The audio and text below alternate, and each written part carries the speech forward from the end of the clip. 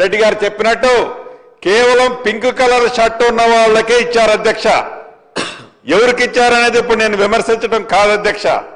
కానీ ఆ 12,000 ఇళ్ళు అర్హులైన పేదవాళ్ళు అయ్యి ఫౌండేషన్ స్థాయిలో ఉండి ఉంటే తప్పకుండా గౌరవ ముఖ్యమంత్రి గారిని సహచార కేబినెట్ మంత్రుల్ని ఒప్పించి వాటికి కూడా పేమెంట్ ఇచ్చే కార్యక్రమం ఈ ప్రభుత్వం పాజిటివ్ గా బేసిజాలకు పోకుండా చేపట్టడం జరుగుద్దని కూడా ఈ సభ ద్వారా, ఈ సభలో లేని పెద్ద మనుషులకి అనేక పర్యాయాలు వారు నాకు ఫోన్ చేస్తుంటారు అధ్యక్ష, చూడగా కొద్దిగా అది ఒక్కటి క్లియర్ చేసి పెట్టవే అని.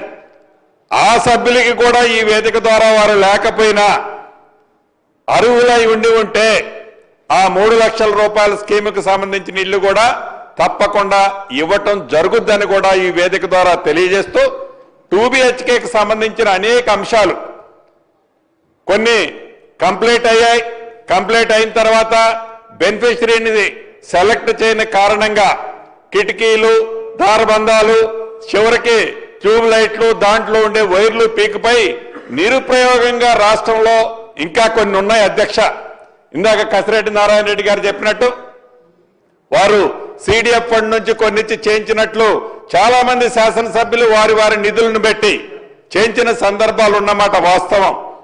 రాష్ట్ర ప్రభుత్వం వచ్చిన తర్వాత సుమారుగా 457 కోట్లు అలా నిరుపయోగంగా పూర్తిగా కట్టి పూర్తి పేమెంట్ ఇచ్చిన వాటికి కూడా శాంక్షన్ ఇచ్చాం. దాంట్లో పేమెంట్ పార్ట్లీ కొంత ఇచ్చాం. కొన్ని వర్కులు ఆన్ గోయింగ్ ఉన్నాయి. ఆ వర్కులు కంప్లీట్ చేసే బాధ్యత కూడా ఈ రాష్ట్ర ప్రభుత్వం చేపట్టుద్ది బేసిజాలకి పోకుండా.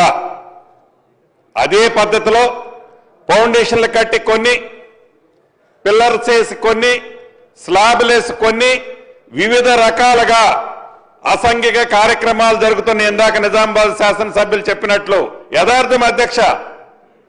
ప్రభుత్వం అది వారి సొంత ఆస్తిలాగా ఆనాడు పేదవాడి కష్టంతో ప్రభుత్వానికి నిధులు వస్తే ఖజానాకు డబ్బు వస్తే ఆ డబ్బుని మళ్లీ పేదవాడికి ఆత్మగౌరవానికి చిహ్నంగా ఉండే ఇల్లు ఇస్తామని చెప్పిన ఆనాటి పెద్ద మనిషి చివరికి వారి దత్తత తీసుకున్న వాసాల మర్రి కూడా ఇందాక మిత్రులు చెప్పినట్టు శాసనసభ్యులు ఆలేరు శాసనసభ్యులు చెప్పినట్లు వారి వాసాల మర్రిలో ఇచ్చిన హామీని కూడా నెరవేర్చకపోతే ఆ పక్కనే గౌరవ ముఖ్యమంత్రి గారు ఒక సభకు వెళ్ళినప్పుడు నాకు సూచనలు చేసి తప్పకుండా వారు ఎలా నిర్వహించలేకపోయారు, ఈ ప్రభుత్వమైన 2BHK కడదామని చెప్పి కట్టించిన మాట ముమ్మాటికి వాస్తవం అధ్యక్ష.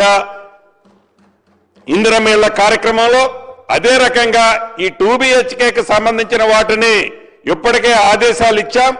రాష్ట్ర వ్యాప్తంగా అది పట్టణాల్లో కానీ పల్లెల్లో కానీ ఎక్కడ ఉన్నా అసంపూర్తిగా కట్టుకున్న 2BHKలకు సంబంధించిన వాటికి బెనిఫిషరీస్ ని ఫైనల్ చేసి ఏదైతే ఇందిరమ్మ ఇళ్ల కార్యక్రమం ద్వారా ప్రతి పేదవాడికి అర్హులైన వాటికి పార్టీలకు అతీతంగా ఏదైతే ఇళ్లు ఇస్తున్నామో అదే పద్ధతిలో ఇళ్ల స్థలం లేని నిరుపేదలకి ఏదైతే గతంలో ఆ ఇంటికి 50,000 లక్ష రూపాయలు శాంక్షన్ చేసి పేమెంట్ ఇచ్చి ఉంటే ఆ పేమెంట్ పోను మిగిలిన 4 లక్షలు 3 లక్షలు బెనిఫిషరీని ఫైనల్ చేసి ఆ బెనిఫిషరీకి విడతల వారీగా ఇల్లు కంప్లీట్ అయ్యే లోపు ఆ పేమెంట్ ఇచ్చే కార్యక్రమాన్ని చేపట్టాలని రాష్ట్ర కేబినెట్ లో కూడా ఇన్ఫార్మల్ గా డెసిషన్ తీసుకోవడం జరిగింది అధ్యక్ష.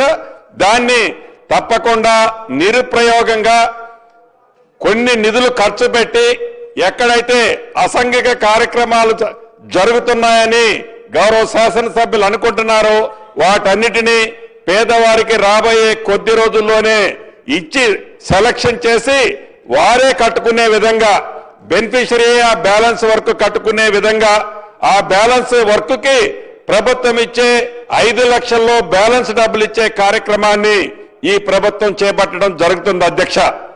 అదే రకంగా దానం నాగేంద్ర గారు గాని ఇంకా అనేక పట్టణాల్లో మిత్రులు మిర్యాలగూడ శాసనసభ్యులు